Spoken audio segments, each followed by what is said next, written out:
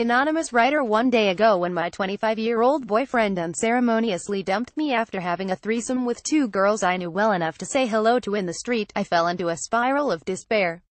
It was early spring. The pit of my stomach, a part of my body I'd never be aware of the existence of before, was suddenly raw. I could feel it all day and all night, achingly hollow and full of acid.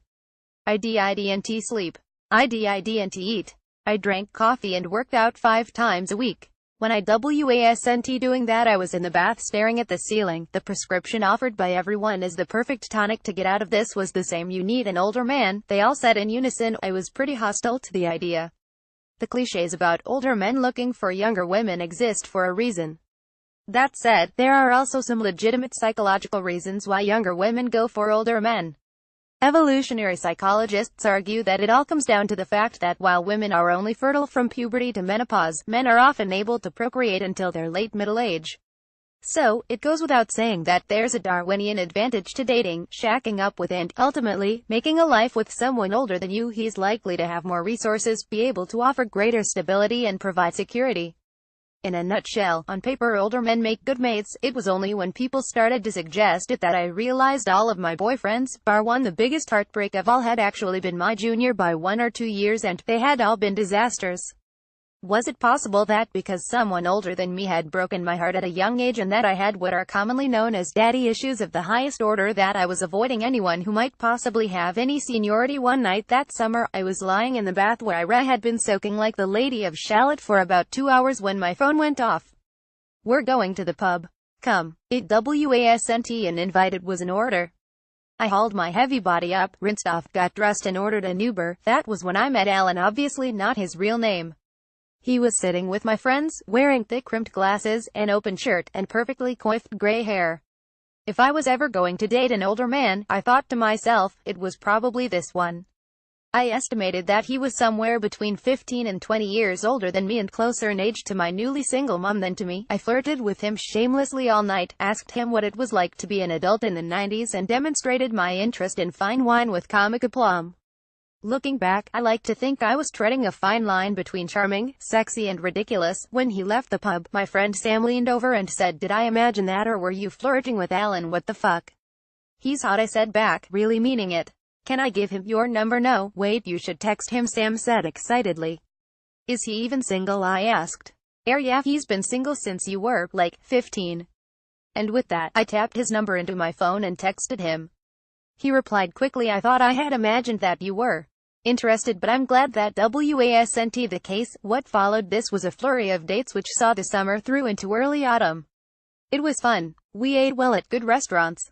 I allowed him to look after me in a way that I'd never really let anyone do, ever. I went to a friend's wedding without a date, got drunk and invited him to the reception.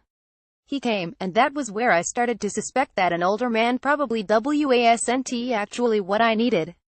As I danced, he repeatedly tried to bring me glasses of water and encourage me to slow down a bit. Everyone's parents loved him. When I told him, he was irritating me with his concern and endless charm, he was frustratingly good about it. Alan, to his credit, was someone you would never be able to get into a passionate fight with, but, in my early 20s, I wasn't ready for that yet. The things I thought I would bother me about being with someone who was older than me by the number of years I'd been alive weren't what killed our nascent romance in the end. It wasn't that had been nearly married before, that didn't make me jealous or uneasy at all. It wasn't that he had lived a whole life before me. It was fascinating to hear about. It wasn't the fact that his naked body was different to that of younger men I'd been with.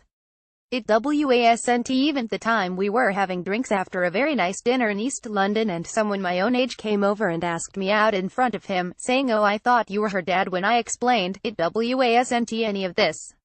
I really was attracted to him. I found him engaging, and it didn't bother me that he was obviously older than me. Everything that ended our relationship was about me.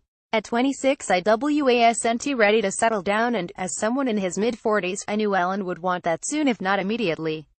He was winding down in his career, mine was only just getting going.